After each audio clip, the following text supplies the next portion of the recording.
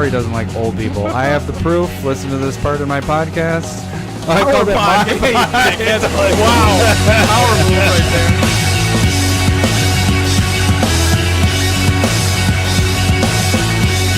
White, blue, black, red, green. Go, Commander! By your powers combined, I am Commander Warburg. Commander Warburg, you're the hero. Gonna take life totals down to 0. Your deck's energy personified, and you're fighting on the winning side. Nice. Is that it? Yeah. Captain Planet. Of course. Yeah. I kind of figured when you started doing the colors, I was like, it's from a cartoon. It's from something from our childhood. What is it? I really didn't watch this show. Oh, you didn't? No, I did a little bit. Like Earth, Wind. Yeah, the problem is like the guy that did Heart. I was like, you are so lame. I cannot handle you. Was that a song suggestion? Yes. Adam number 2, Parhelion. Nice. Yeah. Good ups, Adam number 2. Thank you very much for that. That was good. Welcome to CommanderSmiths. We are the CommanderSmiths. I am Adam Smith. And I am Lowry Smith. Don't worry. We're cousins. We got that down, buddy. It only took us Years. 30 episodes. Years. Not Year. years. We've only been going for 1 year. So we got a lot today. What are we doing today? We're going to finish up the, are we going in order? We're going to do the deck tech. We don't have to do order. Yeah. Okay, so I'm going to do the Commander Spotlight on Feather, which I've been sitting on for 2 weeks. Readily excited. Yeah. Sorry for that last week. Last week it was just like a little tickle for you guys. Like, and I was like, no, can't do it. We get to hear it? Shit. Nah. So, and then we're going to talk about the rest of the mythic and rare spoilers. The rest of the set of War of the Spark is released. So you can check that out. We'll have that link below too if you want to see that. But we'll actually go over like the uncommons and commons next week. Possibly next week. Next week along with the pre-release and all that fun jazz. And then we'll talk about the 2 new products as well of Mythic Edition that has been fully released and the Spellbook that is based off of Gideon. Dying. Oh, the spoiler alert. Shit. Not everybody knew that. I think that's what it is now. When you have a Spellbook, that means that character is dead. Except for Jace really didn't die. He's like kind of had 2. Exiled though. He's not like here anymore, right? Kind of. Oh, that's true. Well, no. He was exiled to Ixalan at that point. And no longer has his powers or whatever the hell it is. I don't know. I feel like we need a lore time with Lowry to explain this. I don't know it. Well, now you have to research.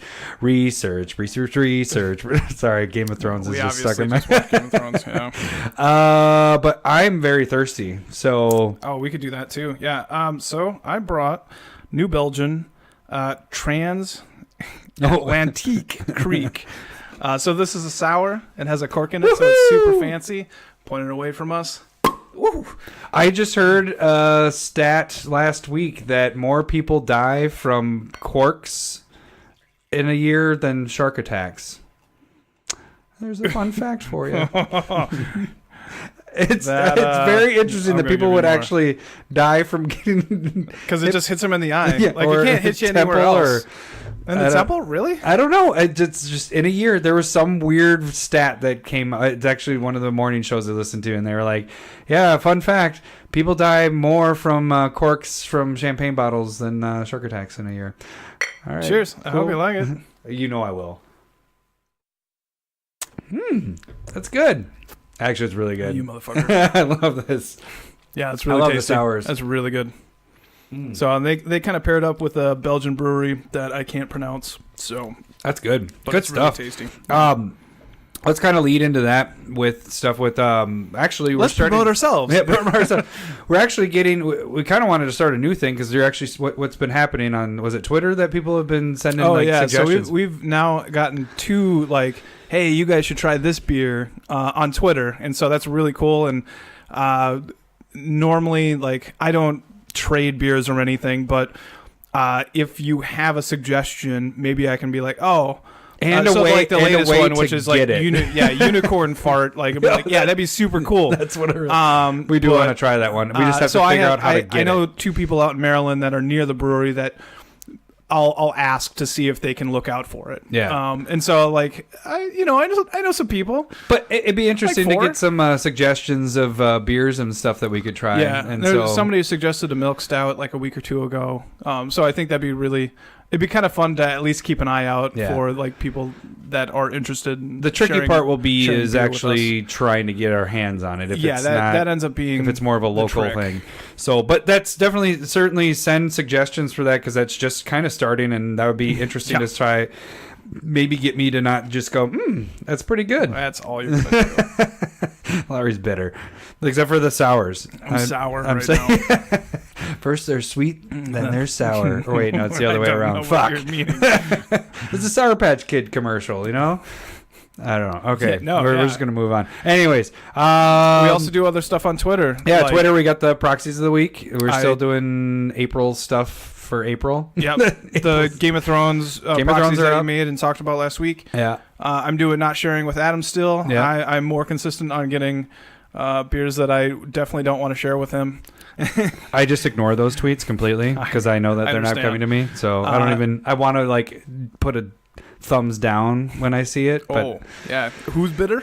But then who's sour and sweet? Like, sweet and then sour. No, sour and then sweet. It's stupid. They're bad commercials. You haven't even seen it. So? Sounds awful. Sounds bad. You can Gmail us any of your ideas. Songs. You're all probably more intelligent than we are, which is... Lowry was wrong stuff. All that fun Which stuff. happened. Somebody brought that up, and I cannot remember what we were semi-wrong about. Oh, really? It was about a card that I had brought up. Yeah. Wasn't that on Twitter? I meant Mutilate last week instead YouTube. of Massacre. Yeah, so you just... That's what it was. So got the cards mixed. And then you can actually go to our Patreon account. We actually have 2 new patrons this week. Yeah. We have Eric Lammers and Mike Brosnick as our patrons. So thank you very much. So much. Yeah, that's awesome. Like each week we keep... That's what I was going to say. That's awesome. Oh, sorry. Go ahead. No, you can say it now. But each week we keep getting more contributors. So all those guys, Eric and Mike, will get a choice from anything from the month of April. Like I said last week, the Game of Thrones ones will continue into next month because Game of Thrones. As long as the show is kind of running. Yeah. We have some interesting stuff coming soon. We have ideas. Very good ideas. We came up with this weekend. Things. So stay tuned for that. But there's going to be some pretty sweet... We're going to fine tune it, and then we'll let you guys know on that. But the free way to actually support us is going to YouTube and subscribing. And if we, increase the amount of people that watch our show by at least 1,000%, we can probably maybe get profit off of whatever we're doing. But seriously, go on there. We do have videos, and actually, we have the pre-release next week. We will be getting... Battle boxes are going to start up again. Yeah, battle boxes for War of the Spark is going to be awesome. So we have for us. I don't know how enjoyable it is for you. But Wheel of Fate enjoy it. That maybe Lowry can take another shot of something terrible. So we are. If anybody has any more shot suggestions, we can add to the Wheel of Fate. I would love. Lowry would love to take that shot. How about you be nice to me? Be like, you should take a shot of water. Oh, that would be. I would probably choke on it with my luck. That's what you would puke off of. You're like, oh, water. This is went on my horrible. nose. How did I ruin this? Only you, Lowry. Yep. All right, let's jump into the episode here. So why don't we talk about what we did last night a little bit? This will kind of... You got to test out your deck a little bit. I forgot because I didn't want to talk about this, but Adam's making me.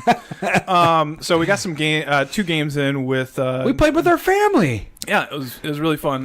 Mark, our cousin-in-law, Mark. About to be cousin-in-law? Yeah, he invited us over after Easter, which was really smart of him. And you're an intelligent man, Mark. And then my brother Grant hasn't played since the ham sandwich story. Yeah, so we talked about that. Your brother Justin early episode. Hasn't played. I guess he played this last summer. But yeah, he did a little bit. I don't want him to play with my decks because he's the greasy pizza finger. Yeah, he's guy. the one that put all his. Yeah, on my deck. On your deck, yeah. So I'm better about that still. Sour. Or sweet. So yeah, we got some games in. You're stupid. So yeah, we got.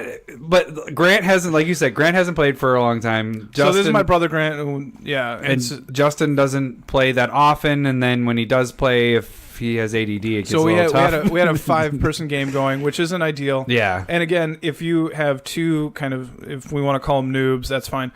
That does slow down the game. And so I think it's ideal generally where it's like one person that's noobish. Yeah, and then you kind in of the game, and especially having 4 is important. It just makes the game easier for the noob. This is for really, I hate using that word. But somebody that's learning. Yeah, it's hard to have learning. two people. You want to make sure that everybody's helping. It was more Grant that we were person. teaching. Justin knew how to do things. It just took him longer to make decisions. And he was learning a new deck, so that was another thing. Both of them are brand new. But I did, the first game I played, I made the new Oketra that's coming out, and we'll talk about that today. I made that deck. No, we won't talk about that today. We won't talk about that That today. will be another Spotlight Commander. We'll talk about the spoiler, the review of it. But of he that did card. make a deck with it, and that will be a future episode. And then I also played Feather, which we will talk about today. Yes. So the first game, basically, I was playing Oketra. Yeah, I played Oketra. I played Yuriko, and what it was Lowry just keeping Yuriko on check.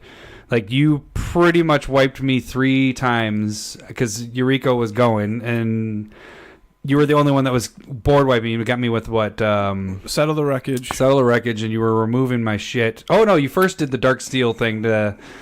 Yeah, Dark Steel Mutation, which turned Yuriko into an 0-1 indestructible, and I totally didn't... Like, I was like, I got Yuriko. Yeah, I thought it got me too, and then I was reading Yuriko, and I was like, all I have to do is attack, and my then ninjas... ninjutsu comes into play. I'm and like, I had multiple ninjas in my hand.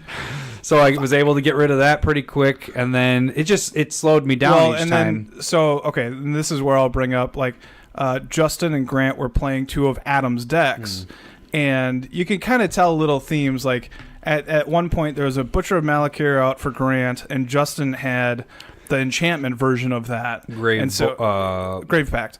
Yeah, Grave Pact. And so whenever one of their creatures died, the other would die, and basically it just would wipe the board. And so I was just like, well, I played Rest in Peace, and that was another part of the board wipe. I was getting rid of the Grave Pact, and there was a black market in play, because if there was a board wipe, he would have had 12 mana plus that whatever was he had with the black market. Yeah, that was... I was just like, okay, I got to get rid of these 2. They board wiped, which got rid of Yuriko. Like, yeah. So Rest in Peace turned into a board wipe. That's probably a decent play. Yeah. So yeah, there was multiple board wipes. You kept getting me under control. At the same time, people were still kind of attacking you. So Lowry's life was whittled down quite a bit. Yeah, because I was always playing chump blockers, but actually they aren't really chump blockers. Like, the other players don't know that I'm not necessarily going to block with them. No, yeah, because they don't listen.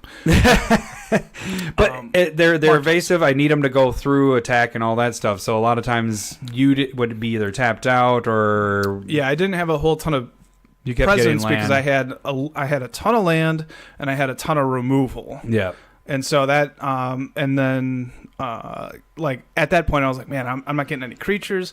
I had the Smothering Tithe. Oh yeah. Had 22 I had 22 treasure out, and I had all I would do is draw land or just like specific removal, because I had like Comeuppance sitting in my hand the entire game. I had to play Sunblast Angel that destroys all tapped creatures. For nothing that was tapped. It destroyed nothing. Yeah, I just had to play it with Oketra to get a 4/4. I was just like, I need a little bit of board presence, and then... Yeah, so then eventually Ninjutsu took over. Yuriko, I was able to wipe everybody but Mark. And then then the next turn I wiped Mark out with... Yeah, Yuriko is really solid against a bunch of people. Yeah, that's kind of why I played it, because we were playing 5, and I was like, well, this is a good way to get this down. The game still took us like 2 hours. Mm-hmm. So then we played the second game, and you switched it up. You gave Mark Oketra. Yep, and then I played Feather. And I was playing Teysa, which you played Teysa. Working pretty well. But the interesting thing with that game was your Feather worked really freaking well. We're going to go over that here in a little bit about Feather. Did it?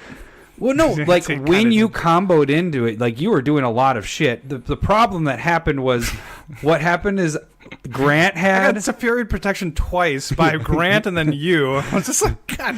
But how you're talking about the my decks thing? Grant had a Blood Artist out. I had a Blood Artist out, and Justin had the flying Blood Artist out. Falcon Wrath Aristocrat. So one of those and so I board wiped with it was Chandra's Ignition and was going to kill everything on the board. There's 22 creatures that were going to die.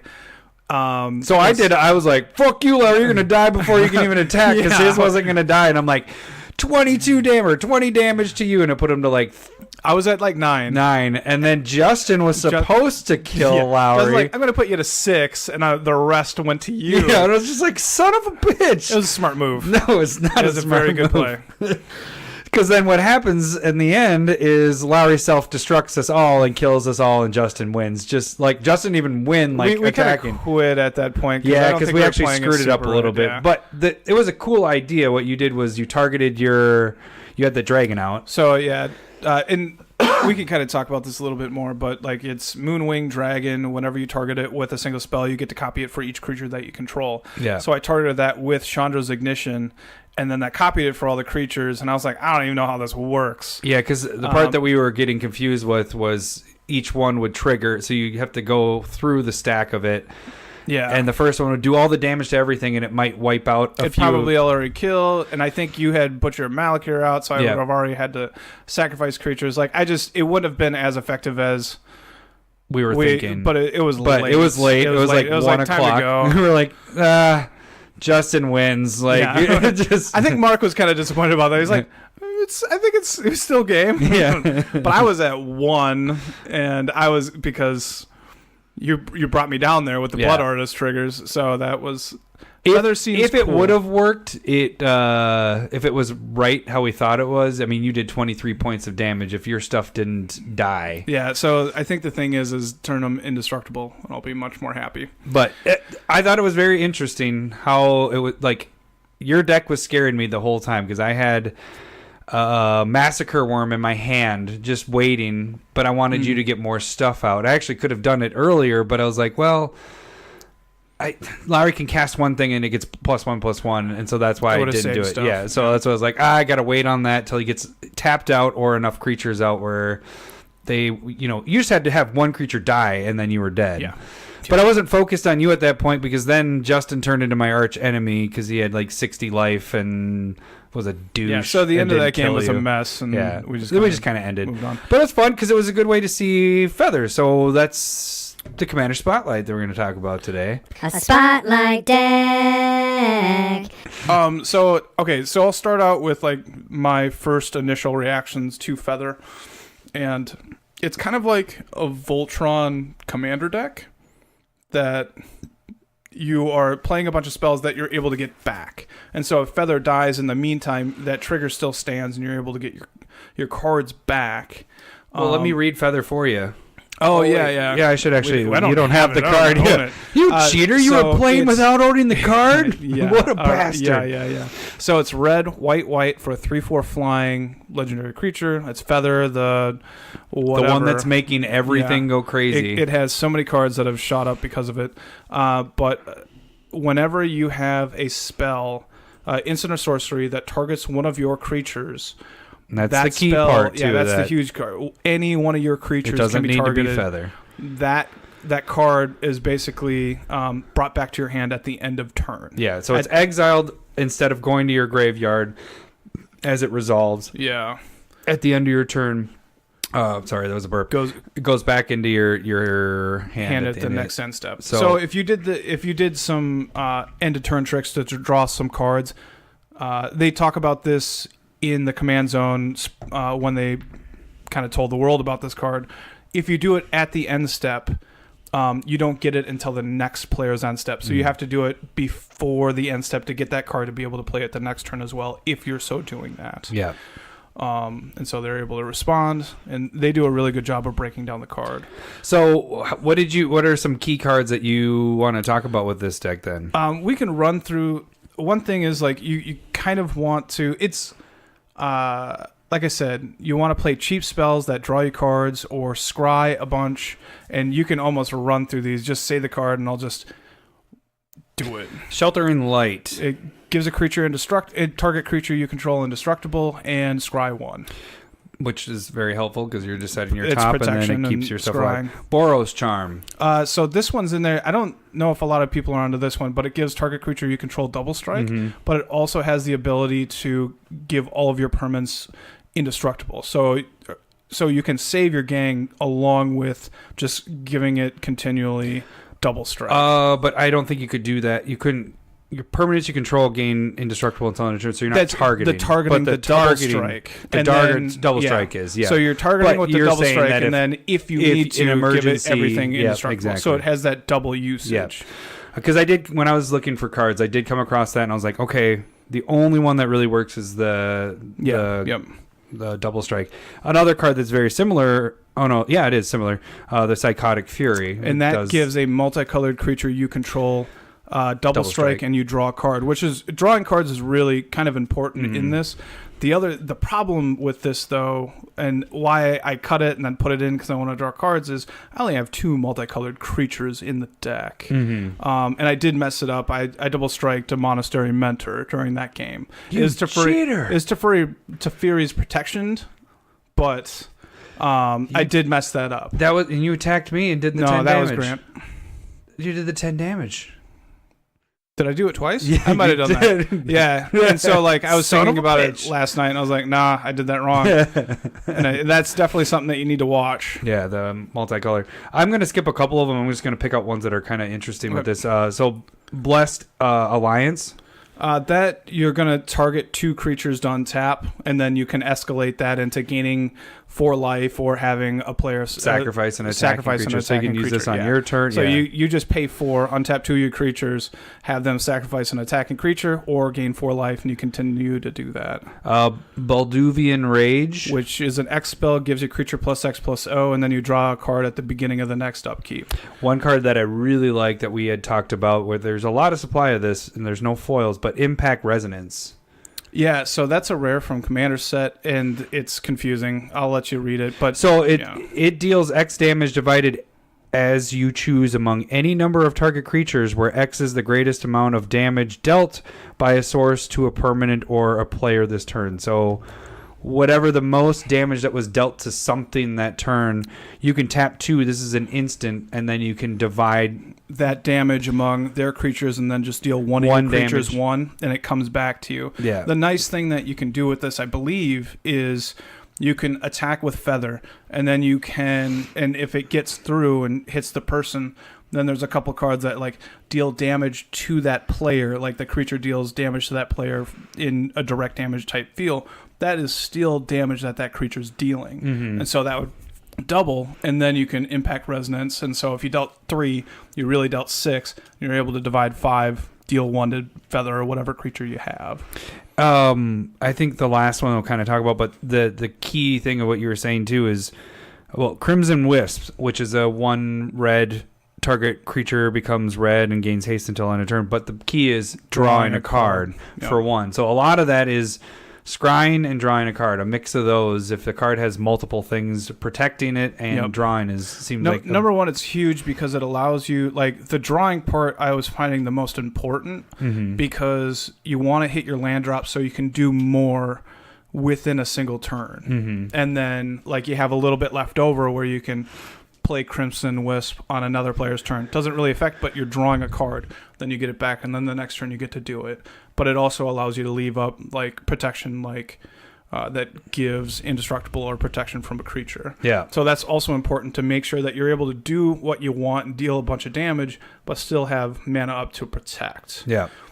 So that's, I feel like those are your most powerful cards, is having 2 abilities with it, the draw or the scry. I feel like scry is a good way to set your top. And these are a little bit more interesting ones that kind of can target your creatures and also I don't know Divergent Transformations. So this one is kind of it exiles 2 creatures, and then you are revealing cards until the next creature shows for whatever player had the creature exiled. You put those into play. So what you're able to do is every other creature, just about every creature in your deck is not as important as Feather. and you have enough token like generation smaller stuff. token generation or mana ramp with like Core Cartographer, and so what you're able to do is get their biggest thing. The odds of them getting something as powerful isn't as great, and still target one of your smaller things. And if you get a smaller thing, you just replace yourself, and you're getting it back anyway. Yeah. Or you're hitting something bigger like a Zada or Moonwing Dragon. Although it is Lowry odds, so most likely you're not removing as something good for with me, them. but and for then you guys out there, you might do better than me. Eerie Interlude. They talk about this one on the command zone as well. You're able to target creatures and remove them from the game, so it like protects you from wraths or removal, and then they come back into play, and you can do that as many times as you want. This is one that you kind of texted me earlier in the week as possible going up, but Intimidation Bolt. Okay, so here it's deal 3 damage to target creature. Creatures cannot block this turn. So the thing is you target one of your creatures that's not going to die. All creatures cannot block. So you can hit whoever and whenever you want. And if you are ganging up with another person, you get that back. You target one of your creatures, and then they swing through the next turn.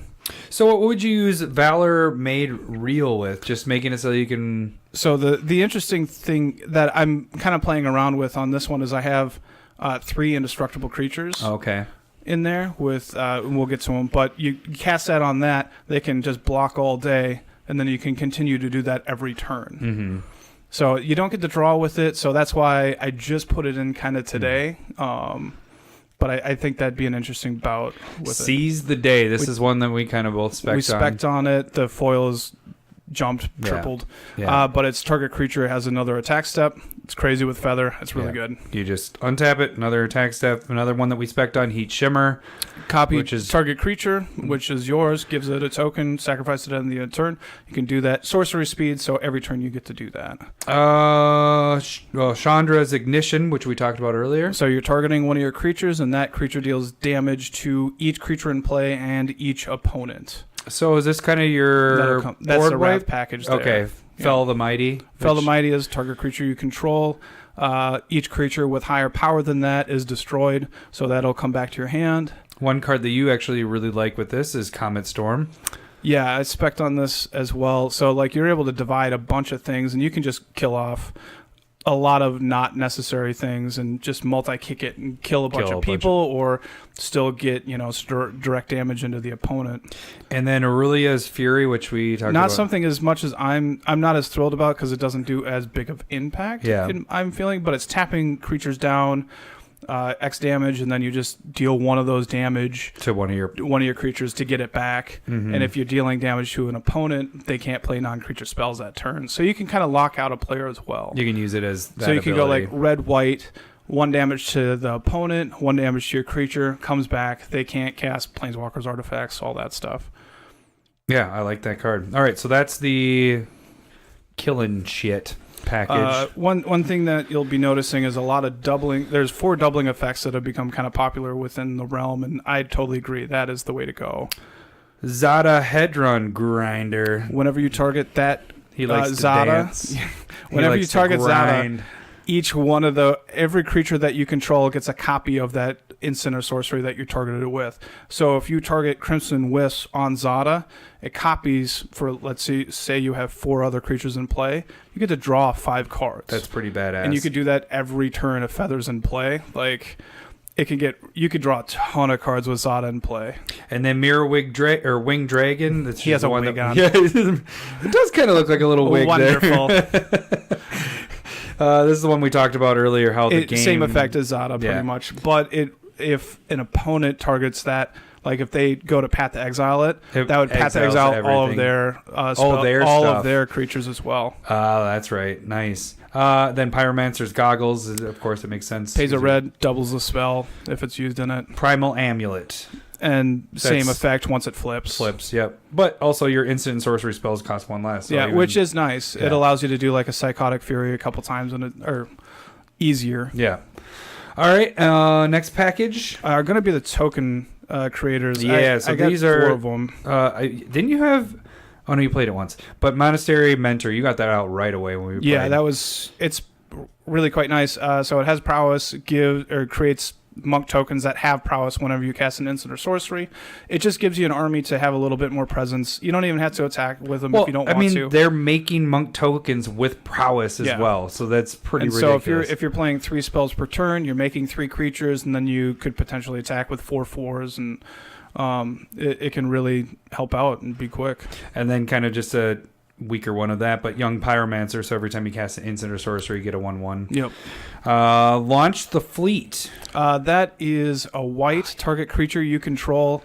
Whenever that creature attacks, you put a 1/1 into play attacking, and then you can pay 1 more for each creature that you want to target. So you're always going to be able to get that back pretty much, but it makes it super easy with like Zada or the Dragon. Yeah. You just pay 1, copies it for everything, and just attack with whatever you need to. And if you were listening last week, I said there was one card I really wanted him to add into the deck. I actually added it in. For that, yeah. Assemble the Legion. This is an awesome card that is very underplayed, and I think everybody should be playing with this. But everybody. It's an enchantment. It's 3 red, white, and at the beginning of your upkeep, you put is it a muster? A muster token. They're mustering themselves up. Muster counter on assemble the Legion. Then put a 1/1 red and white soldier onto the battlefield for each muster token that's on it. And they have haste. Yeah, they do have haste. Yeah. I don't. Oh, it does. It does say that with haste. That's pretty brutal. So turn it just 1, seems the very. Next turn, put a 1/1. The next turn, you put 2 1/1s, then 3 1/1s. Like it just builds on each other, and it can get really massive. So the one Boros deck, this was like one of my last cuts, and I was so mad that I cut it, but it just didn't fit with what I was doing. But like with this, making as many tokens as you are, like I just feel like this could go in any Boros deck, and so I'm very happy you put it in there, Lowry. Yeah. Just real quick, I put Darksteel Mirror in there for Indestructible 01, Tajik Blade of the Legion for a 2/2 that has Indestructible and Battalion, and then Stuffy Doll, which you're dealing your own creatures damage. Why not just target also and hit somebody else with just it? Have that That's a good damage idea. go to like the other that. person. Very nice. I like that. And then this next package is going to be more. This is probably more of like a pet card of mine. Dust Corona. Yeah, so it's not used like ever. Dust Corona. It's 1 red. It's an aura. Gives a creature you control, or gives your creature +2/+0, and creatures with flying can't block it. And so when you put that on a red commander that has flying, it's essentially saying it's unblockable. Ah. And so it's really cheap. I was thinking, I'm like, this is stupid. It turns Feather into a 5/4. Pretty much, it can be blocked by creatures with reach. I like that. And that's about it. But is that a foil one too? Of course. Nobody plays it. It's super cheap. It's not even of course. It's a course. Of course. That's pretty sweet. I like that. I didn't like it when I was reading it until you explained why you have it in there. And then the artifact or the equipment kind of package, which if you were watching anything last week, but Stoneforge Mystic is super, really important. We don't even have to explain that one. I think it's huge. Sunforger is the big one that made that's probably another big engine in the deck. It allows you to go and get any instant from your deck and play it for free, and then you just get it back with Feather in play. Then you got Sword of Feast and Famine, which allows. Yeah, go ahead. Well, I was just gonna say 2/2, black and green, black and green, and then when it deals damage to a player, that player discards a card and untap all your lands. It's probably the best one of the best ones to have. I love this card. I find myself putting it in more and more decks. Like I think this is the best sword. Mm-hmm. And so that's there to where you can play your permanents and do your couple of instant tricks, and then untap everything, and then you can do it all again on your opponent's turns. Plus, it has black, green. Well, green, you're not really getting targeted a lot, but a lot of people play black and green. You're able to get through at least with one of those. So, Livewire Lash. This one's probably another pet card. I've been looking for a deck that it'll work with, but it's an equipment that gives +2/+0, and whenever you target that creature, it's able to deal 2 damage to wipe out stuff or players. Yeah, so if you're doing 2-3 spells on a turn, then it's dealing 4 to 6 damage that turn as well. And then one that I always try to add into decks just because it helps you get land into play. It's sort of the Animist.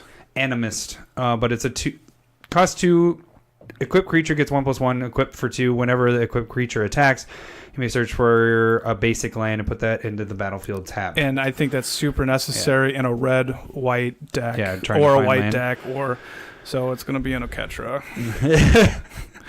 So just 2 protection spells that I want to talk about real quick. So we have Bastion Protector. Commander creatures you control have 2/2, or commander creatures you control. Yeah, so it gives your commander 2/2 and indestructible. And indestructible. So it turns it into a 5/6 indestructible when that's in play. So it's perfect in there. Nice. And then the one we spec'd on, and I've sold a bunch of these this week. They did triple. Frickin', it's going for $18 right now. But Vilestone Amulet, which foil, not only for the foil ones went up for that much. So if right now don't go for the foils, but pick up your non-foil ones, because I was thinking about it more and more. This card just has to go in a ton of decks, because not only on your turn, if you're not playing instants and sorceries, even if you're just playing spells, your turn, your stuff can't be targeted anymore. Has hexproof. Yeah. Or I guess it's just your creatures. But at the same point, how many times did that happen with Yuriko? If I had that out and I just played a creature, then I'd go and try and do something. You wouldn't be able to do anything to me, except for the Settle the Wreckage was the only thing that would have stopped me. Yeah. So, but I think it's an amazing card, especially if you're playing instants and sorceries, but I think it'd be used in a ton of other decks. Just parts of the ramp package. And actually, Chromatic Lantern is really important, because you are playing like 1 and 2 mana spells, so you're actually really color intensive when you're doing it. Mm-hmm. And so like I was finding that I had too much colorless that had a utility ability to it, and then I was just like it really just kind of smoothed things out when I would be able to draw it. Yeah, typically when I get 2 colors, I plug chromatic I in don't there. Unless I need to be super heavy in it. Like I really like that in like a Riku of 2 Reflections deck, but generally I go for like Commander Sphere or something. Then you have Burnished Heart, which is the sacrifice it to search for 2 land. I generally don't like it, but it feels really powerful. Like, again, I think it's really necessary in like a red-white or a white deck that just doesn't naturally ramp. Then you got Smothering Tithe we talked about. Knight of the White Orchid, which is if it comes into play, an opponent has more land than you, which when you cast that's not going to happen very often, because you always have more land than everybody. Not fully true. Like it's really because there isn't a whole ton of actual ramp. It's in this deck. It's maybe not as good. I would agree with that part. Like I mean, but it's a lot better Mark's in the stuff yesterday because he had more potentially his black market was going to have more mana than you, and you could not have that happen. And then you have the cartographer. So I think this is actually I really like it for white. It's 4 mana, 2/2. When it comes into play, put a plains into play tapped. Like it's really doesn't simple. say basic land. You get to go search for any a plains, which is the important part. And then just some like 4 last random cards. So this card jumped this week too. Balefire Liege, which is 2 and 3 Boros, and it's other red creatures get 1/1, other white creatures get 1/1. It's a 2/4. Whenever you play a red spell, it deals 3 damage to a target player. Whenever you play a white spell, you gain 3 life. So that's a good gain life card. And anyway. But you're playing 3 spells per turn potentially. You're burning and gaining a ton of life. And then you got Fiery Confluence, which just has a ton of utility. But if you I have 2 of the indestructible artifact creatures. If I can target one of them, I can return that back to my hand as well. And keep doing the 3 of them. Then you have Nahiri, which is spoiler alert, is in the Mythic Edition. What? But Nahiri, it's mainly in there for the discard to draw effect. Yeah, get rid of. So just getting a little bit more draw effect. And then Chandra. Chandra also has a semi-draw effect by exiling the top card, and you can play it that turn. But it also has 3 other abilities that allow you just a ton of different flexibility moves that like red and white just doesn't have. Like it'll just burn out a player, or it will ramp you. And then if you're able to have it last, and the emblem is whenever you cast a spell, you deal 5 damage to a permanent or like any that's target. Brutal like, if you can get if you can do 3 a turn and just go boom, boom, boom, get them back, boom, boom, boom. Like that's just game ending right there. So overall, you played it with the group once. I'm sure you play tested it against yourself, maybe. I haven't played it against any other decks. Like it's more just like it feels really fluid. Or whatever. It's gold fishing. Yeah, and it just feels really fluid. It feels pretty powerful. I think make sure that you are protecting Feather. So that's pretty important. Of just don't play her on turn 3, in my opinion. unless you have something to protect her. yeah. Well, there's no way unless you have mono ramp into it and you have a protection thing. Exactly. There. So wait until turn 4 or 5. Either have like a Swiftfoot boots out. Lightning Greaves doesn't go in this deck because it gives it Shroud and you can't target it. So the amulet's really important, or having an indestructible or protection spell that you can replay is really important, because people are just going to go, your deck's not nearly as good without Feather, because then you're running out of those specific cards that you're playing. So it's pretty important to protect Feather. And it got scary when you had it out, but you also had the mentor dude out, and that dude's scary by himself too, just by casting stuff. Especially when you play Psychotic Fury wrong. Yeah, So yeah, exactly. Cheater. So, but the deck feels really nice. There's like Zada and Moonwing Dragon feel crazy. Like just having 4 creatures in play, targeting Zada, drawing 4 cards, and then the next turn drawing 4 cards, and then the next turn drawing 4 cards. Yeah, and that's pretty sick. It just seems powerful. Now, one thing that Command Zone talked about as well, with like just doing Path to Exile on your own token creature, and then going and putting a land into play taps. Oh yeah, so that works. Yeah. That is a legitimate strategy for ramping. Huh.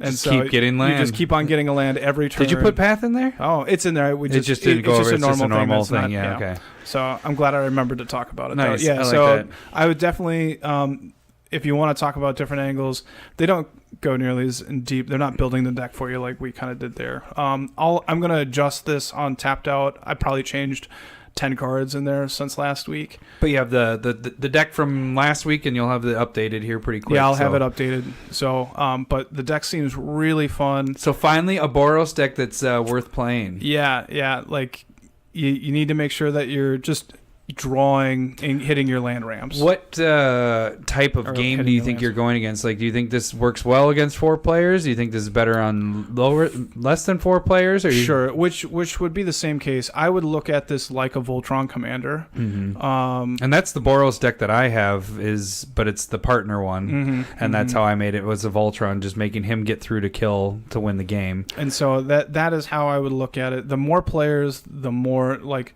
because you're building up a threat and people recognize that instead of like a board state. Yeah. And so you can maybe kill 1 or 2, but if you're in a huge game... Or in our case, we can mess it up and kill everybody at once and then just be quit. Like, fuck it, I don't want to figure it out anymore.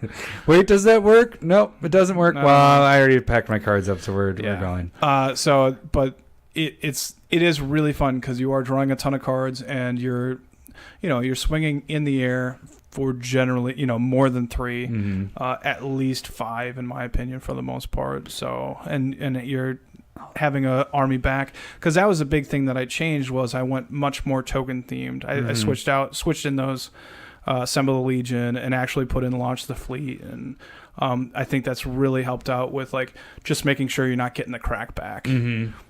So, and the tokens are pretty much dispensable, but they're also really important. You can use with them to like target them to do the damage if it kills them, whatever. It makes Zada and Moonwing so much more powerful. Oh, and that part too, yeah. So, sweet.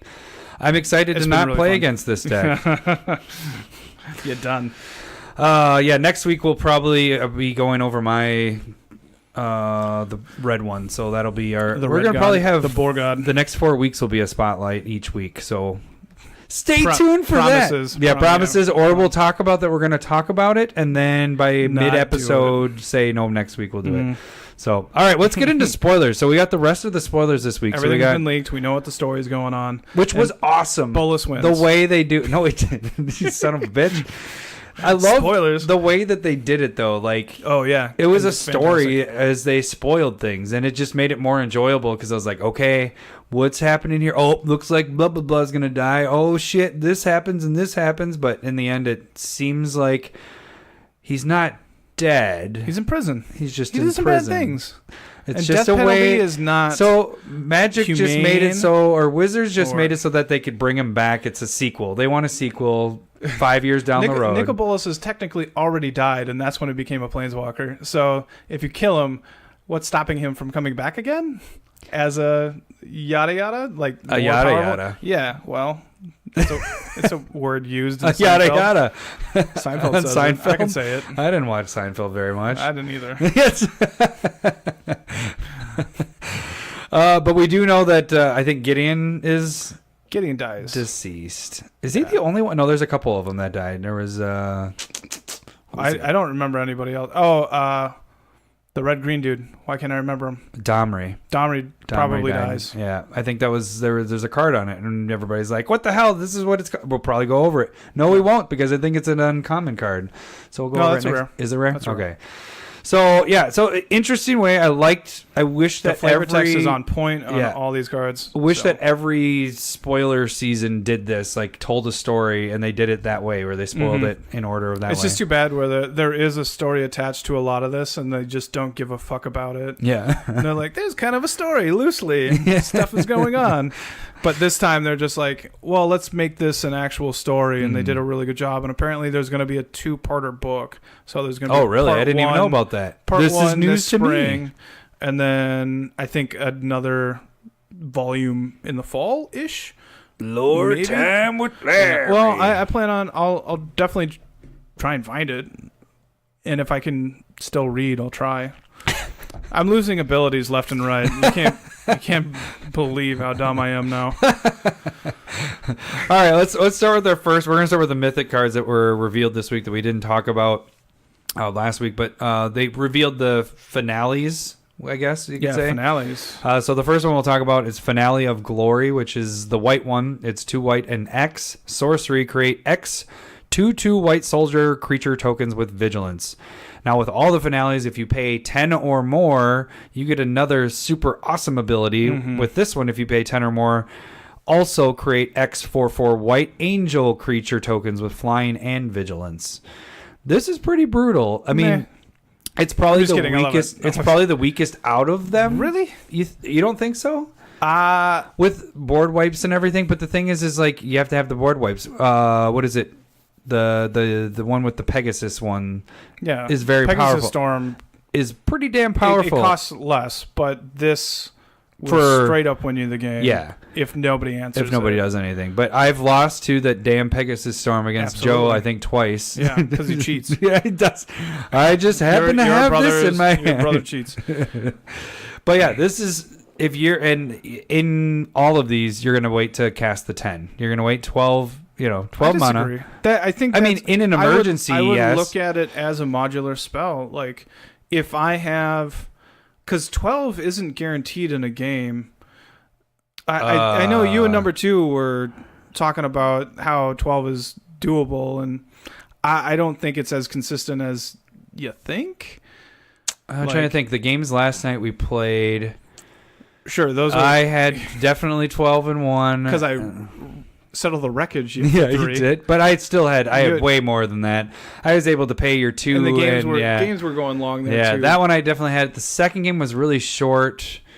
And Grant and Justin didn't have it. I didn't have it in the second game. Second game I didn't. I think I was at 10. Yeah, so if you're talking about, let's say, out of 10 players in 2 games, or 10 decks total, you had 1, 2, 3. Well, that's the thing is 3 out of 10. I agree. That's not a very good percentage to hit. If you don't hit the 12, it's not like you're not gonna not cast this if you need it. But you're trying. If this is in your hand, opening hand or whatever, you get it. I'm just saying I would look at these more as modular spells than just finishers, because I think that's what makes it more powerful. Like if you had to pay straight 12 for this to take effect, it'd be a bad card. Yeah, but the fact that you have that option to throw it out there, I'm gonna pay 4 to get 2 2/2s, and if I have any token benefit, that's just gravy on what's going on. Well, I agree with that. That's the nice thing with the 10 thing, but that's what I'm saying. You're always going to try to hit that 10 if you can. If you can hold off and hit that 10 and sure, of course. At this point in the game, there's probably already 6 board wipes that happened. Think of our game that I actually had. Yeah, probably 15 mana. We had 3 or 4 board wipes that happened at that point. I would almost look at that 12 as it's probably a little bit more common than ultimating a planeswalker. That's what I would consider it, because you have to hit Is that 12 you in a better game. win the game then? Are you going to start Absolutely. quoting that? If you swing this if you are casting a 12-mana spell, you should win the game. Like, you absolutely should. Play this in a Boros deck boom. and give your shit haste, and then you win the game. Yeah. Unless Larry plays a Settle the Wreckage. Then you're Sometimes getting that a lot happens. of fucking land. And so, yeah, I mean, you're going out of your basics. But that's how I would look at this, is just like, I would look at it more of, if it's not powerful in both stages, it's not as good as it could or should be. And all of them have... I would say the blue one's not very good. Really? I am not excited like the about blue that one. one at all. Because paying 4 to draw 2 cards isn't really amazing. And paying 5 to draw 3, like, it doesn't scale super well, but it's 12 is really, really good. And so maybe that's where it is. It's like, if it's really good, and maybe the modular is like, if you are stuck at 6 and you need to just draw that land, you can draw 4 cards. I guess that's not. I think it gets better at 6. We'll get to that one. So this one, Finale of Glory, I like it because I think it's pretty decent at all stages of the game. I'd put it at my probably 3rd or 4th favorite. Favorite or good? Favorite. That's the. What's the difference? I'm okay with that. Okay, I'm what all right if with that what if I response. said good? I would disagree with you. Okay, so let's move on to the next. All right, Gideon Blackblade, Planeswalker. This one actually is a rare, I think. Well, it's in the Mythic. It's part of the Mythic Edition, isn't it? Sure. Yeah. So it's colorless, white. No, we've already talked about this one. Did we? Yeah, we talked about it. Yeah. Last week. No, we got to talk about Oketra, though. God Eternal Oketra, 3 colorless, white. It's a 3/6 double strike zombie god. Whenever you cast a creature spell, create a 4/4 black zombie warrior creature token with vigilance. And then if it dies, you put it 3rd from the top, if you so choose. And so this is going to be my second commander. I'm still tweaking it and still working on it. Like, again, we played it last night. I don't feel like it had enough creatures. And that's what I was about to ask you, is like, how I would view this one is I'm playing a lot of little creatures. Like, this deck just surrounds a bunch of little creatures, and I saw you had Weathered Wayfarer in there, which that's perfect in that. You know, anything that potentially gets you another bonus, but then you're getting a 4/4 zombie. So how did you kind of attack this deck? So, a little bit, there's not enough of the cards, and we'll go more into depth in the spotlight in a couple weeks here. But there are a group of creatures that say whenever they come into play, return target permanent. And so you can, with those types of cards, you can play them multiple times. They're like 2 and 3 mana, and they're a creature, and you can do them and create multiple 4/4s. It's almost like drawing cards in mono white. You're just paying 2 or 3 to create a 4/4. Or if you have like Oblivion Ring in play or that style of card, you can return that back and reset it as well. So I didn't do that, but there's ways of doing that. Yeah, I would think, just off the top of my head, I'd probably do a lot of little stuff that when they came in, they did stuff. And like so artifacts as well. I'd throw in artifact creatures and all that crap. So one thing too that I was starting to compare it to is, and you had this deck, I believe, a couple years ago, but Karamitra, the Soul of the Harvest, the green-white god from Theros. Yeah. That's 5 mana, and whenever you have or cast a creature, you get to go search for a basic land and put it into play tapped. And so that's very similar with this. You're just missing the green of being able to. Yeah, you're not going to be able to rant, like, you already have green, but the problem is like you don't want to cast anything until you're at 5 mana to put your god guy up. Like, yeah. This one doesn't protect itself like Karamitra does, and so it's it feels awkward. Like you're trying to do like enchantments and artifacts at the beginning, so you're setting things up. But if you have too much of that in your deck, you're not going to have a high enough concentration of creatures. But if you don't play anything until turn 5, like I did, I was basically starting the game at 20. You know what I mean? Because you got attacked and everything. Because everyone's like, I'm going to send the 2 at you because you don't have creatures or anything. So that's like, do you play Ghostly Prison in this deck? If you're there are creatures with that ability, so you just put those into play. So they're more like, if I draw them, they're really good later. But you want something that's good at the beginning of the game and after Oketra comes into play. But we can move on, Yeah, we'll talk about that more in a couple Yeah. weeks here. All right, Finale of Revelation. This is the blue one we were just talking about. So it's 2 blue X. Draw X cards if X is more than 10. Instead, shuffle your graveyard into your library. Draw X cards. Untap up to 5 lands. And you have no maximum hand size for the rest of the game. And you have to exile this.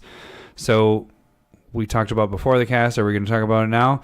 There is no emblem, and I think the reason for that is emblems seem like they're only created by planeswalkers. We're not 100% sure if somebody has other examples where a planeswalker doesn't create that. You know what I'm saying? Like if another card does, let us know, because we were trying to think of any other cards that do, and we couldn't think of any. Because there's Praetor's Council that does the same effect of not giving, or you have no maximum hand size, but it that's doesn't not an emblem. Is it Hate Lasher? Yeah, it's red. Whenever it deals damage, that player can't gain life for the rest of the game. It almost feels like it should be an emblem, and it isn't. And so maybe they're designating emblems for planeswalkers. Maybe they have plans in the future that they can destroy emblems, and this is a way that you can never get rid of that, you know? But this seems pretty... I like this one. I don't know where I'd put this on my numbers here. Do I like... I mean, it being a sorcery, in my opinion, hurts it. Again, I don't think this gets good until you're paying 6. I think it gets good when you pay 12. These are all good when you're paying 12. All of them. Well, Larry, I think it's good when you pay 12. You think it's good when you pay 6. So whatever. I'm just saying it doesn't start getting good until 6. You want a beer? Go get me a beer. Being a dick. This one I'm not excited for at all. It might be good. I like the art in this one a lot. That does not go into the card. Yeah, it does. The art is sweet. It's Ugin right there, and then you got Nicol Bolas way down there, and then I don't know what this big egg that's thing kind of is. just what's happening on his meditation plane. It's not actually Bolas. He has that's his statue. Okay, well, in my head, that's I don't Bolas know about down that specifically in this one, but he has like his own plane that has just like horns over and like with a waterfall. Gotcha. Right before it. Well, it still has Ugin in there. Yeah, Ugin's coming to fuck shit up. Yeah, and even says it in the bottom. He's so coming to fuck shit up. That's what the flavor text ahead, is. Have fun. Yeah, what is it?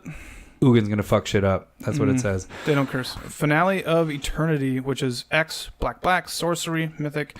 Destroy up to 3 target creatures with toughness X or less. If X is 10 or more, return all creature cards from your graveyard to the battlefield.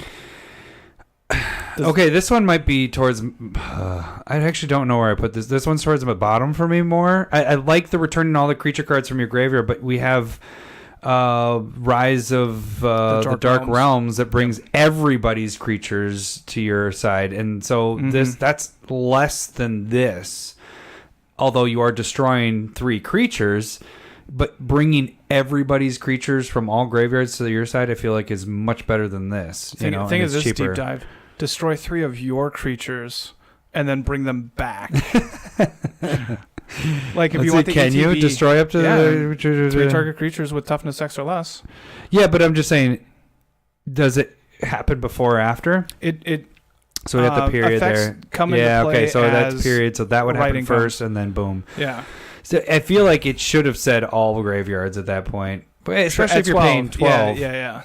And this is one I think that is pretty solid in the lower like mana cost. Like this is probably good. This is probably really solid at 5 mana. Yeah, because you're killing 3 creatures of toughness 3 or less, and then you just spend 5 mana to destroy 3 creatures. That's solid. Mm-hmm. I think that killing Monastery Mentor or not quite Feather because she's awesome, but Destroyer. We'll go one more mana up. Let's kill her. Yeah. Because she's 3/4, right? Yeah. All right, kill her. All right. Did you want to re-talk about that one? Finale of Promise. Well, we already talked about it. Let's move on. The best one by far. Yeah. By far is the Finale of Devastation, which is 2 green and X. Search your library and or graveyard for a creature card with converted mana cost X or less. Put that card on the battlefield. If you search your library this way, shuffle it. If you pay 10 or more, creatures you control have X plus X and gain haste until end of turn. Holy shit, Craterhoof Behemoth is just now crazy. It doesn't matter if it's in your library or it's dead. You bring it back and you Crater Hoof again. Like, that's you Crater Hoof and you Crater Hoof. Like, it's insane. You're reading. You aren't trusting something. You can't do both. Okay. You can't do two. So it's saying, and I saw that on Twitter. Somebody was getting confused, thinking that if you could bring something back from your graveyard and from your library, it's just saying you get to choose both zones. Is that what you're kind of thinking about? Yeah. I had always missed the graveyard part. That's crazy. Yeah. So even if why is it graveyard? Because they're making us get Crater Hoof Behemoth just in case somebody fucking killed it. You gotta bring it back. I have already been able to trigger Crater Hoof. And I didn't win the game. I didn't win the game, and so you're making me do it again. Well, see, what happened there is you cast your Crater Hoof, and some douchebag blue player counterspelled it. So then you gotta play it this way and come back with it, which probably is counterspelled again. No, if they counterspell a Behemoth, they deserve to get Finale of Devastation. But just think of that. I mean, yeah, this is insane. Like, just the possibilities of this. Yeah, this is probably the best. It's a tutor 12 drop. Yeah, out of the 5, this is by far my favorite. So no matter what, it's going to be +10/+10 in haste. Yeah, and going and getting any, like, because it's not color restricted either. And so you're going through your graveyard or your library and you're getting any creature. Like, you could maybe not pay a little bit more for an Eldrazi. Get the Annihilator going. Yeah, this just seems unfair. Like, it's funny they show a dinosaur, but I get it. The dinosaurs, Quatli's chilling. They're pretty big, but they should really have Crater Hoof sitting here because that's what it should be. Every commander deck is going to get Crater Hoof with this one. It should be like a smaller version of Crater Hoof card, like has a frame and everything in there. Just go get this card. Yeah. If you don't have this yet, you need to be buying this because this is what this card goes with. Again, this card is good at every, like, if you're paying 3 to go get a 1/1, like, you just need your Birds of Paradise because it's like you're just stuck. You just can do that, but then it just has the upside of just straight up winning you the game. Yeah. Searching to get your Crater Hoof. Does that exile itself? Let's go back to that. So can you, like, Eternal Witness that back to your hand? It does not exile itself. Oh, Jesus. So you can early game, like, pay 5. Finale of probably isn't in the graveyard by the time, but you can go and just, if you have Eternal Witness or Regrowth, and do it again. Like, that seems crazy. Yeah, this is silly. It's awesome because green's my favorite, and I'm glad that I can now easily get Crater Hoof even easier than before. I look forward to these games. Yeah, what? It's going to be, instead of every green deck with counter, like, tokens and stuff ends with Crater Hoof Behemoth, it's every green deck ends with the green finale into Crater. Yeah, no, definitely. The only way they could have made that better is that it said search your library, graveyard, hand, and exile. Add the hand and exile on there so you can for sure get Crater Hoof.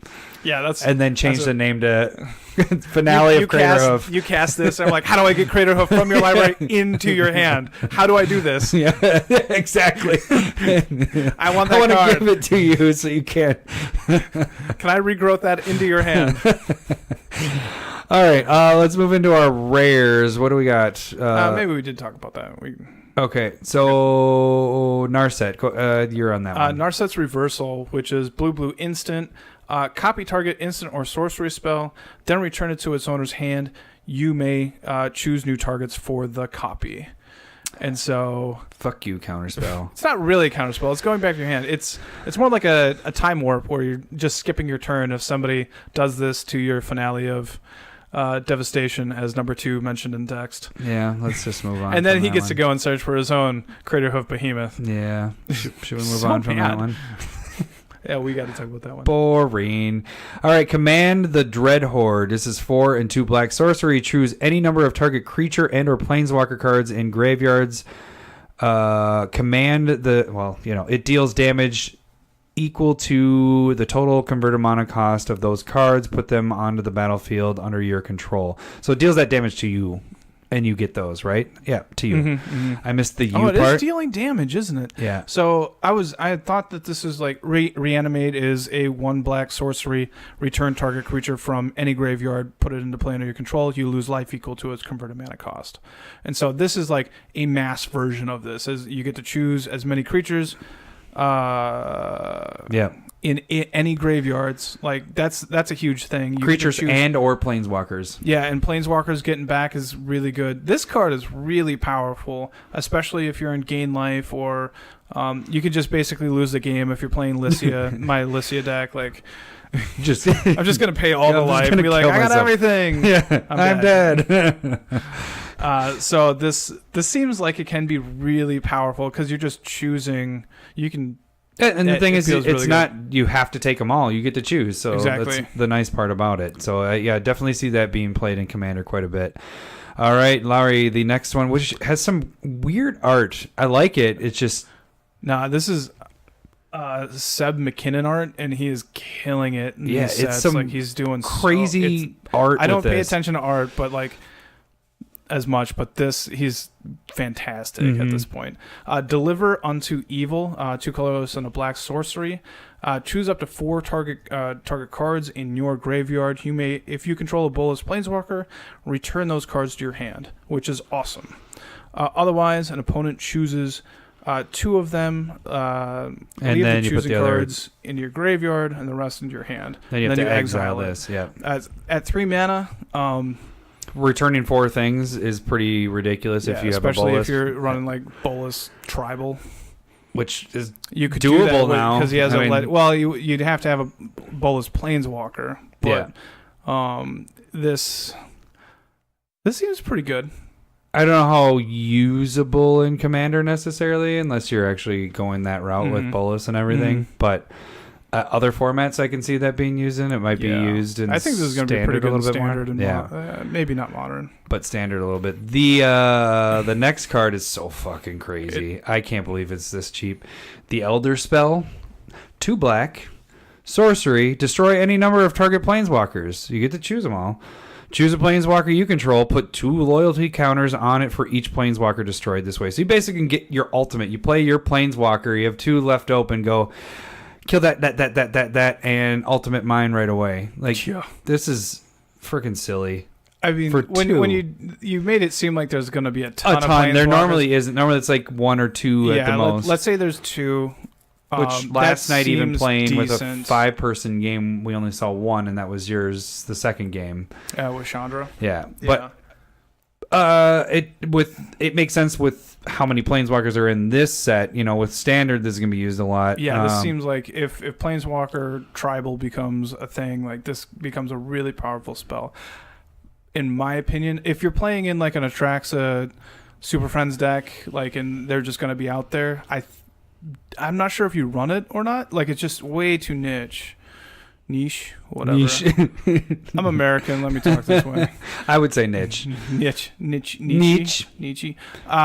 So I'm not super excited about it, but it's a really cool card and concept. I'll give them that. Well, the other part that why it's good, it's good in standard, not necessarily what we're doing, but a lot of those planeswalkers have no plus ability. So at some point they're just your static ability, which their static abilities, as we talked about last week, are really freaking good. Really unique, But if they're not usable anymore, this is a way to get rid of them and pump it to something else. Onto it. It'll be interesting to see where this goes. Yeah, because the other thing to make this really powerful is that you also need a planeswalker. Yeah, and so, it is what it is. Neheb, Dreadhorde Champion. 2 colorless, red. This has been spoiled a little while ago. We just missed it. It's a 5/4 trample. Neheb is back. Sorry. 5/4 trample. Whenever Neheb deals combat damage to a player or planeswalker, you can discard any number of cards. If you do, draw that many cards and add that much red mana. Until end of turn, you don't lose this mana as steps and phases end. So it just card stays feels with really powerful. Yeah, for even the 4 mana for a 5/4 trample. Hey, That's pretty ridiculous right there in And then itself. when it deals damage, You get to just dump what you don't need in your hand, and you get that much to draw and mana, and it doesn't leave? yeah, just let's say you hit with this, discard all of your land, and then like you have enough mana to probably cast that green sorcery spell that brings all of your land back into play. Like you could use that just to just mass ramp. It's Shadows over Innistrad. I'm trying to think of it too. I can't. But it's a that Reclamation. Yeah, that's a word in there, I think. But so like if you can find a way to actually take advantage of the discarding with it, the mass discard, and just start reeling through, this is really good in Locust God. You're drawing a ton of cards. Got to bring that back every once in a while. Locust God. It wasn't Reclamation Sage. It was something Reclamation. What the hell was it? But it seems like it can be a really powerful card. You're going to be able to dig really well with the new Neheb. And I think it's a solid like mono red commander as well. There it is. Splendid Reclamation. Splendid Reclamation. Good There we job. go. I'm proud of you. Yeah, it actually did not make the cut for my Really? Yeah, well, because it wasn't an You got to ETB. learn how to say his name. BT Dubs. Ilhrog. Ilharog? Yeah. Okay. It's ILHARG, I believe Sounds right. Yeah. Yeah, I think it's a really good card. I really wanted to put this in that deck, but then I kind of shifted that deck to a ETB thing. But the fact that you're able to dump cards that you don't need in your hand, it's a 4-mana 5/4 trample.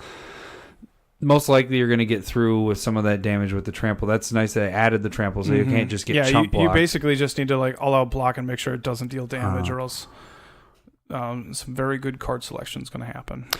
So we got another rare Planeswalker, Sarkhan the Masterless. It is 3 and 2 red.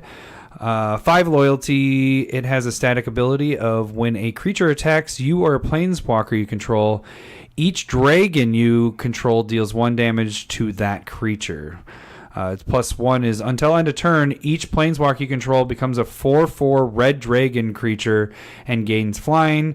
-3 is create a 4/4 dragon creature token with flying. So right away it can protect itself by creating a dragon. And then you have a 4/4 that if anything attacks, it's dealing 1 damage to every creature that's attacking. Yeah, so they can't attack you with 1/1s 1/1s. at the very least. This is an interesting card for Dragon decks. I dig it. I think it can. Yeah, I think it definitely works in Dragon decks if you want to go that route. So, But the hard part is like the +1, unless you're playing a lot of Planeswalkers, I guess. But it's not going to go on Atraxa because red is the only one that's not in there. So you're not playing into Super Friends. Seems interesting enough. Yeah. What else do we have here? Did we? Yeah, we did. We talked about the unfuckable Ugin. Oh, there we go. This I do that one. Freaking brutal. Yeah. Bioessence Hydra, 3 colorless, a green and a blue. It's a 4/4 trample, Hydra mutant. When Bioessence Hydra enters the battlefield with a 1/1 counter on it for each loyalty counter on Planeswalkers you control. What? That's silly. Whenever 1 or more loyalty counters are put on Planeswalkers you control, you put that many 1/1 counters on Bioessence Hydra. They make the Hydras like borderline really good, and then you had Hydroid Crisis. That's the wrong one. It's a crisis. No, it's a crisis. Yeah. But they keep making them like borderline really fucking good. This is seems pretty really like this goes into Traxa, right? And this goes into for sure 5-color Planeswalker decks, right? Like this is just going to be huge because your Planeswalkers come in with loyalty counters, and it gets that many as soon as they come into play. And because it's you just plus everything. Yeah, but I mean, all the time. Your Planeswalker comes in with 5 loyalty. Oh, this just got 5 1/1 counters on it because that Planeswalker came into play with it. It's so insane. Yeah, the Hydras I think this is definitely something you should consider this if you're playing a Planeswalker deck. So unless you're not playing blue and green, you have your game finisher, like your game winner there. Yeah, in that style of deck. Casualties of War, 2 black, 2 green. Choose one or more. Destroy target artifact, creature, enchantment, land, or planeswalker. You can target. That's each one of those are separated with a destroy target. By the way, I can read the card. Sorry, that was a dick move. Yeah, it was. I'm like talking to the listeners, Lowry. Have another beer, asshole. So an interesting thing, I was seeing people compare this to Decimate, which is a little bit different. Decimate, you have to have all of those targets. This one to allows have you happen. to have one. This you can choose, and even if one of them, like if you sacrifice a creature, so even though you chose the creature, it's not going to fizzle that spell because it allows you to have one or more. Mm-hmm. And so at 6 mana, though, Yeah, it's a lot. But I definitely want to try it. Any green black deck, this is your removal. Yeah, it's your spot removal right there. What do I have against? How can I deal with like artifacts? Oh, Casualties War. Oh, and I can also I can get that. Just the one card covers your bases right there. So this one seems really powerful. You know what they're missing on the card though? Can you guess? Can't be countered. I mean, you're right. You're not wrong. It's true. It needs that in there. Then we have another Oath that came in here. Oath of Kaya is colorless, white and a black, legendary and enchantment. When Oath of Kaya enters the battlefield, it deals 3 damage to any target and you gain 3 life. Whenever an opponent attacks a planeswalker you control with one or more creatures, Oath of Kaya deals 2 damage to that player and you gain 2 life. Interesting. It's not. I like other oaths better. Yeah, I was going to say, it's not my favorite Oath. It's a 3 mana conditional removal, gain life. Doesn't really help with like your planeswalkers. I guess it's making it so that if somebody's attacking them, then it's like. But it's doing damage to that player and not to that creature, so you're not able to even get rid of that. You know, I like the card design. I'm cool with it. But again, I don't have any Planeswalker decks, so I don't think I'm going to play it. Yeah. So it's there. Then we have Soul Diviner, right? Mm-hmm. All right. Black and blue. Zombie Wizard. 2/3. Tap. Remove a counter from an artifact, creature, land, or Planeswalker you control. Draw a card. Mm-hmm. So this is the card that kind of shows that Domri's probably dead. Oh yes, that's right. So it's one of those zombies just gripping him by the face, and then the flavor text kind of says like, "Oh, then Domri realized I got in with the wrong around crowd." His throat. Domri realized, kind of the master he had rushed to serve. All right, yeah. That's mumble. So a cool thing to think about with this is that it works pretty decent with like cumulative upkeep. And so you're always able to keep upkeeps down, especially with lands like Glacial Chasm is Chasm. That's a real word. They're not making that one up. Glacial Chasm has cumulative upkeep, pay 2 life, and so you can just continue to just have that at 2 if you get to that point. So it's pretty cool, and it's drawing you a card, and it's just kind of helping you out. So it has some utility use to it. Yeah. And then do we have anything else with this one? I think that's about it. Okay, so that is it for our mythic and rare spoilers. And we'll try and pick out some commons and uncommons that we really like. There's quite a few. We'll get a better feel for it as well after the pre-release, because we'll get to play with some of them as well. Yeah. So now we're actually going to move into, of course, we have Mythic Edition 3, and this one is probably the best out of the 3. Absolutely. So they saved the best for last, mainly because Jace the Mind Sculptor is back. Absolutely. With awesome freaking art, and it's full art. Of course, you know how I feel about full art. Absolutely. It's a different angle of almost very similar art to Jace the Mind Sculptor, because he's, he looks like a magician in the World Wake where version. It's going and this one, it's angled off action pose a little bit. Yeah. So I get it. So we'll break down this a little bit more probably in the next couple weeks of like pricing wise, but we're both trying to possibly Yeah, well, I know when I I am. saw it, I was like, holy shit, I want to buy this one. Yeah. I want to get this one, maybe two even. And then I got my doctor bill for my shingles from back in February. I was like, maybe not. Yeah. I might have to sit back on that. So if you want to be a patron and donate to Lowry's so he can buy the Mythic Edition and pay for his shingles, that would be great. You could just put that on Patreon that this is for Lowry's shingles. Just put a little note. Shit. Lowry's shingles. So he can buy Mythic Edition. Can we just get a telethon going? Yeah. Gotta raise money for Lowry. I like how you do it in like your news extra. Read all about it. Yeah, well, how else do you convince people to buy newspapers? You don't. All right. That's the answer. That, in my opinion, and we'll do more of a breakdown with this, but I feel like Jace is going to be solely, you're going to be able to buy the Mythic Edition and sell Jace to make up the entire box. And I did not plan on doing that. But that's why I'm going to try to pick up multiple of these. So there's Gideon Blackblade from this new set as well. That's in the Mythic Edition. And then you have Tezzeret the Seeker, which is that art is pretty sweet. Yeah, well, that's the art when he's back on Esper, and like the clouds with the lines and everything. Oh man, that was a great job right there. And then we got, which one are we talking? Yeah.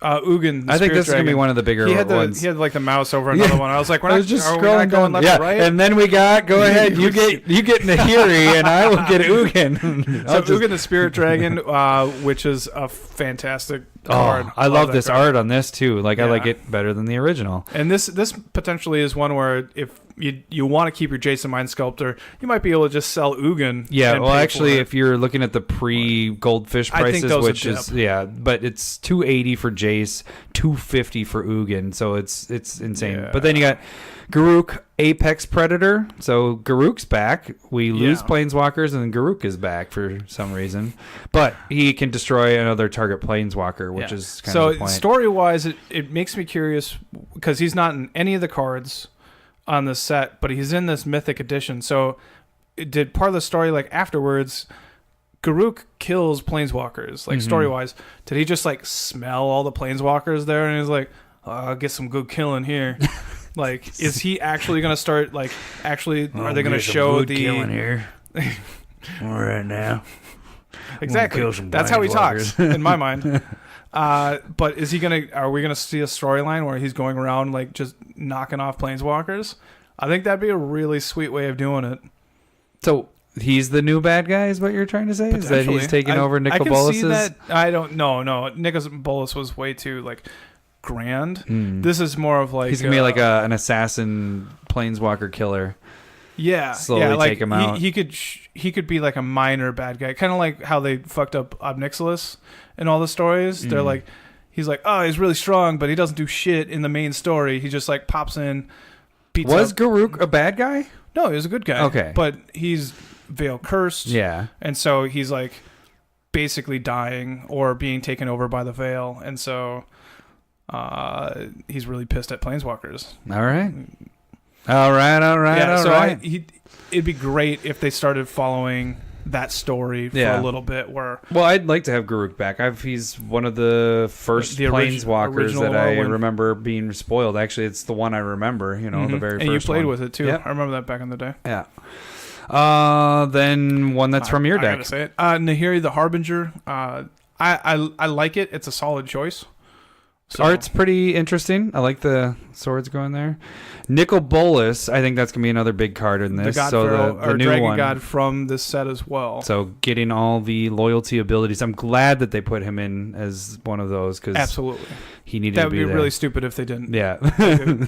That's why you have Ugin in there. Yeah. Like, because he's part of the story. They're siblings. Like, it'd be really weird. It'd be like if they were like dealing with dual decks again. You're like, did they really fight in the story? Yeah. Like, well, I'm going back with Ugin. I'm glad that they didn't print the new Ugin. I'm glad that they brought in the old Ugin. Yeah, personally. And these aren't like anything that's going to affect prices. Like, there's just not that many of them to like drop any prices.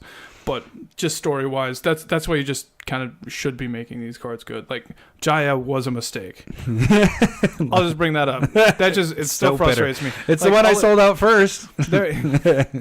Good for you. At $25 a piece. The thing is, it's like Jaya just wasn't good. Like, it wasn't playable anywhere.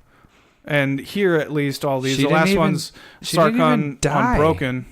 Remember you wanted her? Yeah.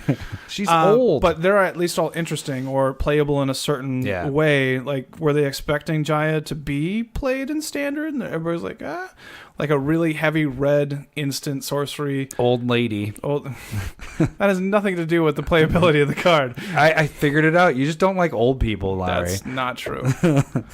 Our grandparents. I'm going to tell really Grandma. No, you don't. I just saw her yesterday. I'm going to go have a special dinner and just be like, Lowry doesn't like old people. I have the proof. Listen to this part of my podcast. I called it my podcast. Wow. Power move right there. Well, you're going to tell her grandparents and then take over the podcast? At that point, it turns into my podcast. That was bad. As soon as I said it, I was like, all right. So if we're doing that Patreon thing again, just make sure that you're donating to me because Adam's a dickhead. So we don't want him to have any fun here. Oh, all right. We were talking over the last one. Sarkon Unbroken. I think it's a fun one. I don't have any problem with that, even though it's a cheap planeswalker. I have no problem with that being in this set. Yeah. So that's the Mythic Edition number 3. This one by far, absolutely. Get it, I think there's a lot of hype for it. I think this one's going to be much more tough to get. Yeah, it's going to sell out quickly. So they're doing the same thing as going on eBay May 1st. And so you'll only be able to pick up 2 per. And if they go by the same amount as last time, you can kind of expect they didn't really release the amounts, but people kind of figured it out.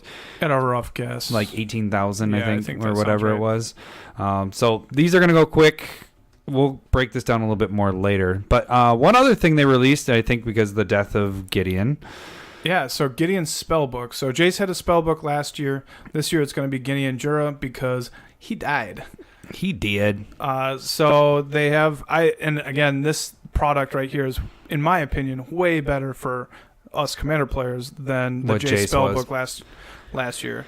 So really quick, just go over the ones that are there. We have Gideon Jura, which was his first Planeswalker card. It's all. I don't really play it in Commander, but I like the card. Mm-hmm. Martyr's Bond, which is an enchantment. And they got Path to I Exile. like this card. Oh yeah, that is a good card to play with. Yeah. Then you got Path to Exile. Solid. Rest in Peace, which removes graveyards. Shielded by Faith, which I also love in Commander a whole ton. True Conviction, which is a staple. And then you got Worship. Again, I love this card. And that's an enchantment. And then you have Black Blade Reforged, which was printed in Dominaria. Big part of this story. And he's dead. I kind of want to play it more. But yeah, Gideon died. And he sacrificed himself for Liliana. Gave her the indestructibility, whatever, to kill or not kill. Is that what he's not even dead. I think that's it's the one card where he's holding, or maybe that's what it was. I just thought he was absorbing the kill Maybe shot. that's what it is. Yeah. I'm just making things up. Because he's indestructible. Yeah. All right, so check that out. That's, like Larry said, this is probably a little bit more usable than the Jace. We'll tag both of them in the notes underneath if you want to check out new art in the Spellbook series as well. All right, and then we get into our last segment, our actual specs this week. Specs of the week. Miss Specs. Should we do a new one? We need a new liner with that. Why don't you do the Mickey Mouse voice?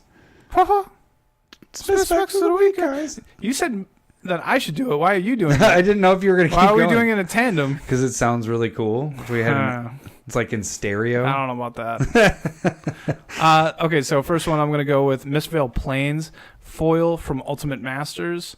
So this one's sitting around like $250. You can find it for like $250. And the original from Shadowmoor is sitting at just under $20. That's a huge difference. I put this in just about every white deck I have.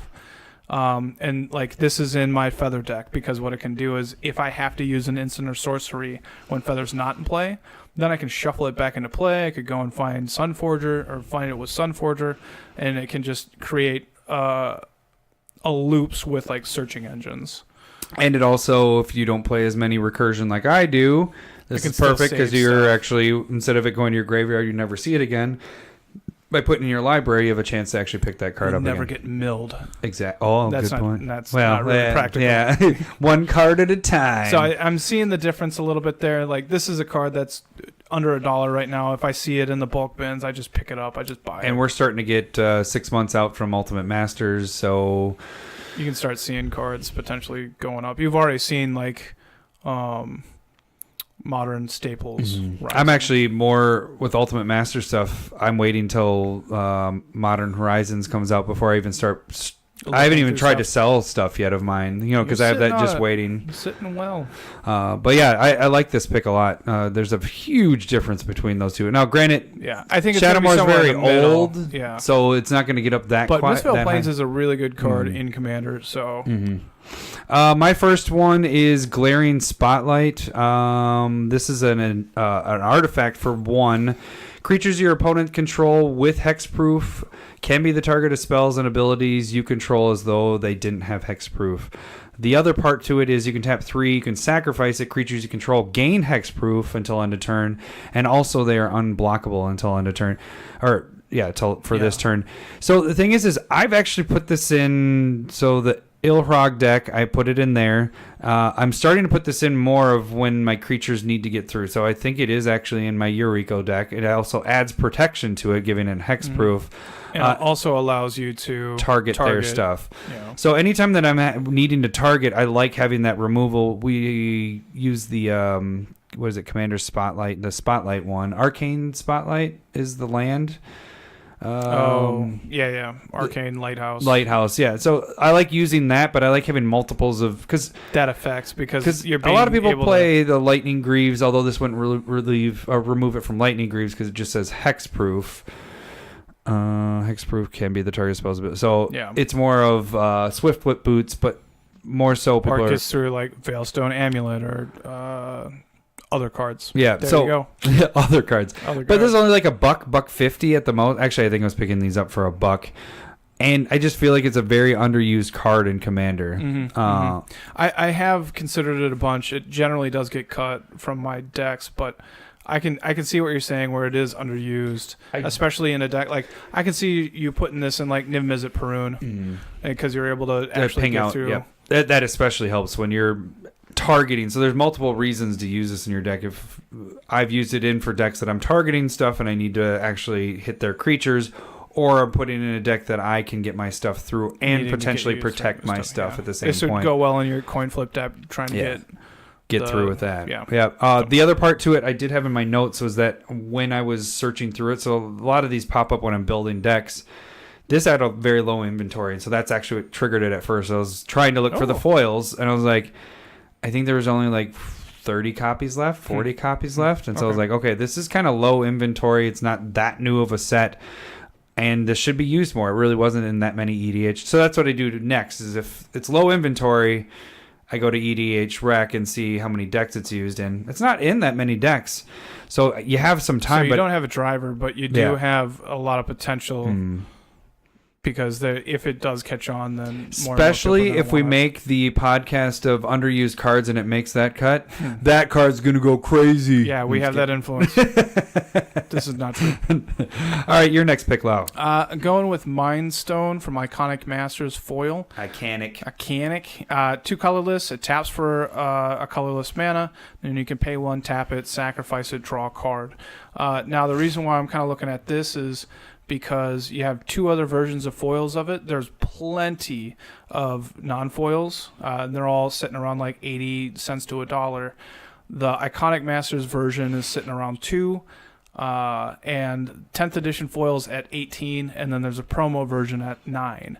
And so I'm seeing a pretty huge difference. I have it in my Oketra deck, and I put it in monocolor decks because it gives you a little bit of gives you that mana ramp early, and if you got to draw later on, you get to draw later on. And so it's used in a bunch of decks, and I can definitely easily see this doubling up to 5 easily.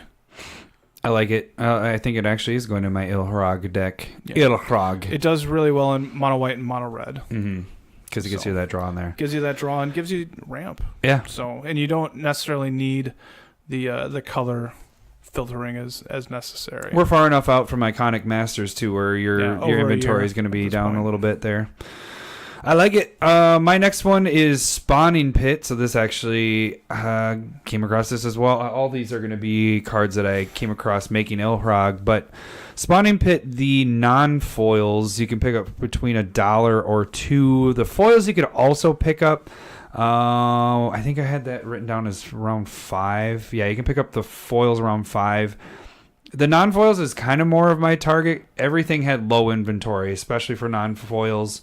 So I feel like this card's actually going to spike sooner rather than later. Okay. It's a very good sack outlet, and we talk about that. To have a free sack outlet is very good, and it also, if you're sacking multiple creatures, like somebody's doing a board wipe, you go, well, I'll sack my 6 creatures, and what it does is you put a charge counter on it, and then you can remove 2 of the charge counters and make a creature in its place. Yeah, and so this can go really well with Attrax or anything that you're proliferating and just adding more counters. True. Like Deep Glow Skate would double that. Like it feels like it can help you come back from certain things. Like if somebody's doing a board wipe, you just sack. Next turn, create 2/2s, or even if you have mana open, you have a board presence after a Wrath. Pretty easy. And if you look at a lot of cards that have the free sack outlet to them, they tend to be pretty expensive. I mean, it depends on what you're looking at, but I mean, especially that it's an artifact. Having it be a free sack outlet, to whereas you can do it at any time, is really important. Yeah, and then having a benefit to that. If you just have it so it's sacrificing and give you a mana. I mean, we see that with Phyrexian Altar and Ashnod's Altar are really good cards to give you mana, but this also can give you a creature to represent your card. You know, at least you lose all your guys, but you get half of them back. There's ones that do damage, like Goblin Bombardment. So it's a decent card, and there's a lot of wiggle that's been going on, and when there's a lot of wiggle, it means that the people are buying and selling a lot lately with this card. So and I wrote on there, low inventory. I did talk about that already. So but yeah, this might be in one of our underused cards, because you actually text me when I was trying to think of more sack outlets. I was like, hey, how about this one? I was like, I already wrote that one down. Thank you, Lowry. You're ahead of me. All right, your last one, Lau. Going with Declaration and Stone foil, normal foils, I was finding on TCG for right around $1 on, like, if you're going light play, not near mint. But the promos near mint are sitting around $2.32. But also, I think it's not Path to Exile, Swords to Plowshare level. But I think it's that next tier down. Tokens, though, gets which rid is of nice. like just mass token removal. I also don't see it being reprinted nearly as much because it investigates whenever you kill a non-token creature. Yeah. And so I don't see them tacking that into most reprint sets. Yeah, the where you'd probably see it is more in a commander set that was dealing with tokens and investigating, but again, then if it's a commander, but even if it's in that, it's not a foil. Yeah, it's not going to be a foil. So the foil part's going to be important, and I think more and more people are like buying it as well. Like I think it's just that third best. Mm-hmm. It's better in my opinion than Oblation. It is a sorcery, which hurts it a little bit. But again, that mass token removal that's really key good. In Commander. Really, yeah, really good. And then even if you can't get rid of that, you're getting rid of something that's actually going to, a threat to the game. Mm-hmm. So, all right, and then my last one, again, it's dealing with Ilhrog, and you'll find that out more next week, but it's Zealous Conscripts, and you can go with either on this. Foils on these. The crazy thing about this is used in like 10,000 EDH decks. But what the card does is when it comes into play, it's a 3/3, has haste, but then you gain control of target permanent until end of turn. So it's not just creature. Permanent. It's a permanent. And so you untap that permanent, it gains haste until end of turn. So if you haven't noticed, my Ilhrog deck is going to be a lot of stealing people's stuff and then sacking all those to look forward to it. Yeah. But so like another thing that like think of that where somebody's about to, you almost let them get to the point where they can ultimate a planeswalker. Oh, and then you steal their planeswalker and ultimate before they can get to it. That's pretty brutal. You could just be like, I can't get to it. I'm just gonna hit you. I don't care. Do your thing. Boom. Yeah. Got it. But the foils of the original Avacyn Restored are I was seeing them. I had it written down $150, and then also the reprint was a little bit more because it also has that hologram to it. So the Avacyn Restored was before they had the little hologram thing at the bottom. I tend to see that a little bit higher sometimes with cards. Yeah, well, it's a lot harder to copy or have a fake one. The Modern Masters 2017 is around probably $175, $2 right now. And this also combos with Kiki-Jiki Mirror Breaker. Mm-hmm. So, like, you copy Zealous Conscripts, you target Kiki-Jiki, which you don't take it, but it does say untap it as well. So you untap Kiki-Jiki, which allows you to do it as many times as you want. That's pretty how brutal. That works. And then at the end, you steal their biggest thing, and then that's a good thing. Then I might have come against an accidental combo because I have Kiki-Jiki and that gets you son of a bitch. I didn't even realize. But think about this. Like, how about you're just want to attack, you play Zealous Conscripts, and you take somebody's like Ghostly Prison and just all out get them. Yeah, that's that's right. Because it takes shit. You can even take like a guy's Cradle. And, is it not hey, you brought it. No, it doesn't say. It just says permanent. Untap that permanent. Look at you bringing up Gaia's Cradle. Gaia's Cradle. And Locust God in the same episode. Definitely my Lowry fault. did it. I didn't do it.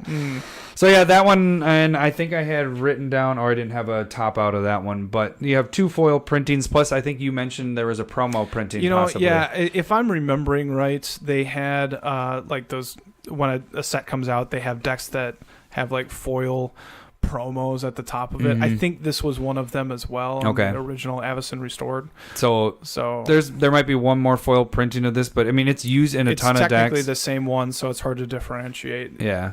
But this is definitely a card to go pick up, and it's pretty damn cheap right now. Yep. So, yeah.